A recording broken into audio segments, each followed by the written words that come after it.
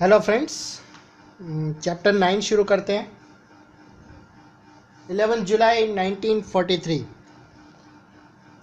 Any ने decide कर लिया था कि अब वो आशुलिपि और अधिक और ज़्यादा नहीं सीखेगी, क्योंकि उसकी पास की नज़र कमज़ोर हो रही थी।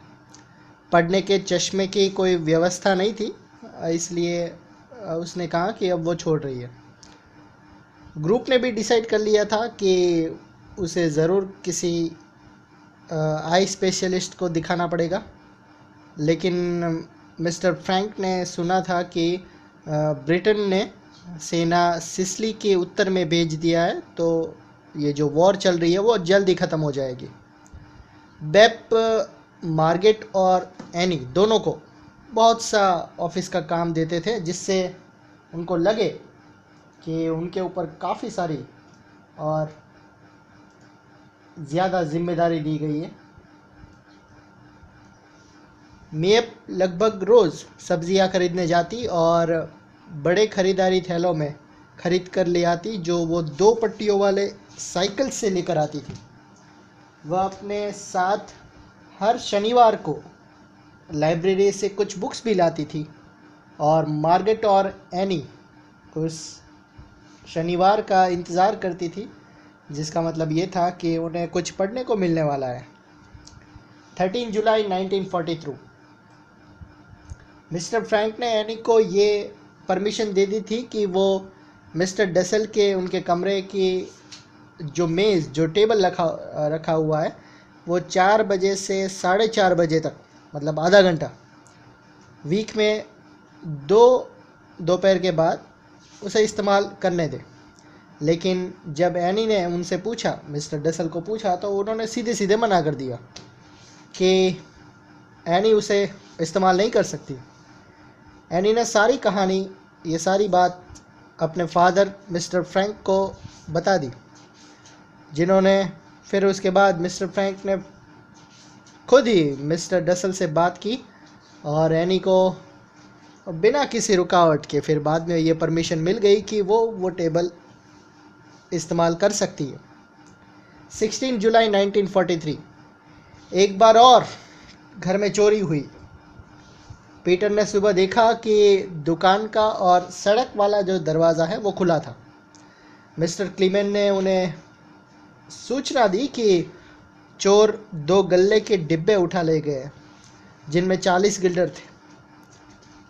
वो 2 खाली चेकबुक और 330 पाउंड चीनी के कूपन भी ले गए हैं, 100 सेट। चोरी की घटना के बाद कुछ हलचल हुई, लेकिन वो सभी खुश थे कि नकदी का जो रजिस्टर था और टाइपराइटर चोरी नहीं हुआ, क्योंकि वो कपड़े की जो अलमारी थी, कपड़े का जो कबर्ड था, उसके अंदर सेफली बंद किए गए थे। 19 जुलाई 1943 नॉर्थ एम्स्टर्डम में काफ़ी बमबारी हुई, बहुत ही बम गिराए गए। इस एज अ रिज़ल्ट बहुत ही विनाश हुआ, बहुत सारा नुकसान हुआ। सड़कें भी बर्बाद हो गई, 200 लोग मर गए और बहुत सारे घायल भी हो गए। बच्चे वो विनाश के बीच जो भी अपने पेरेंट्स जिनके मर चुके थे, वो ढूंढ रहे थे उनकी लाश। बहुत ही भयानक दिन था, बहुत ही ख़राब दिन था। 23 जुलाई 1943 बेप कुछ मैगज़ीन्स और कुछ पत्रिकाएं लेकर आई थी, जो मार्गेट के लिए बहुत ही यूज़फुल थी। मार्गेट सजावटी लेखन कला यानी कि कैलीग्राफी की पढ़ाई करना चाहती थी। एनी भी ऐसा करना चाहती थी, लेकिन उसकी कमज़ोर नज़र को ध्यान में रखते हुए मिसेस फ्रैंक ने मना कर दिया। सीक्रेट रूम में रहने वाले हर एक व्यक्ति एक बहुत ही इंडिपेंडेंट लाइफ जीना चाहता था। मार्गेट चाहती थी कि मार्गेट और मिसेस वॉन्डॉन गर्म पानी में नहाना चाहते थे। मिसेस वॉन्डॉन का एक केक खाने का मन था। मिसेस फ्रैंक को इच्छा थी कि वो एक आधा कप कॉफ़ी पिए। मिस्टर डसल शार्लोट को साथ यहाँ ले जाना चाहते थे। सबकी अलग अलग इच्छाएं थी। 26 जुलाई 1943 ये बहुत ही एक उथल पुथल, मतलब पूरा उल्टा पुल्टा कर दिया सब, ऐसा दिन था। वार्निंग का पहला भोंपू मतलब एक ब्यूगल बजा, सिग्नल।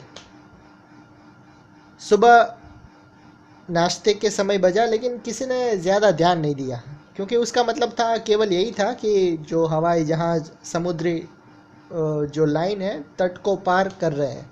दूसरा भोंपू मतलब दूसरी आवाज़ तब आई, दूसरा ब्यूगल दोपहर के बाद बजा।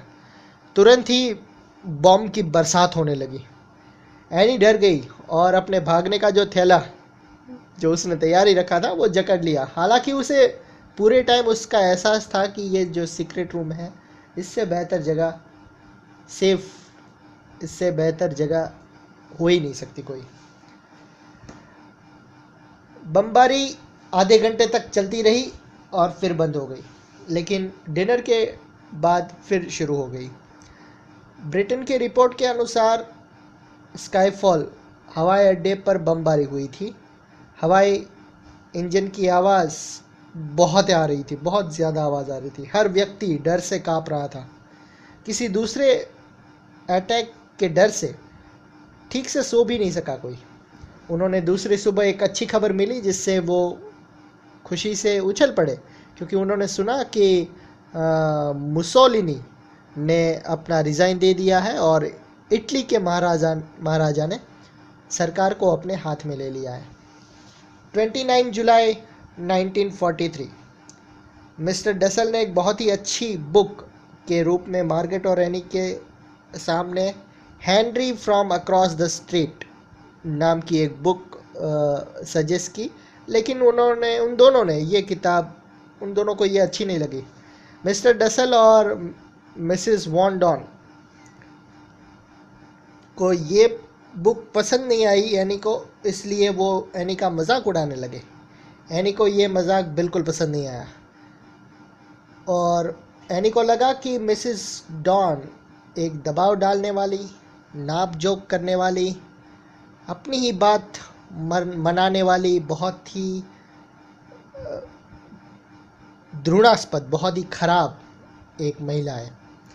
बाद में उसने लिखा अपनी डायरी में कि उसने सॉरी भी बोला कि ये जो भी बैड वर्ड्स उसने मिसेस डॉन के लिए यूज़ किए, वो अपने सिर्फ़ और सिर्फ अपने गुस्से के कारण उसने किए हैं।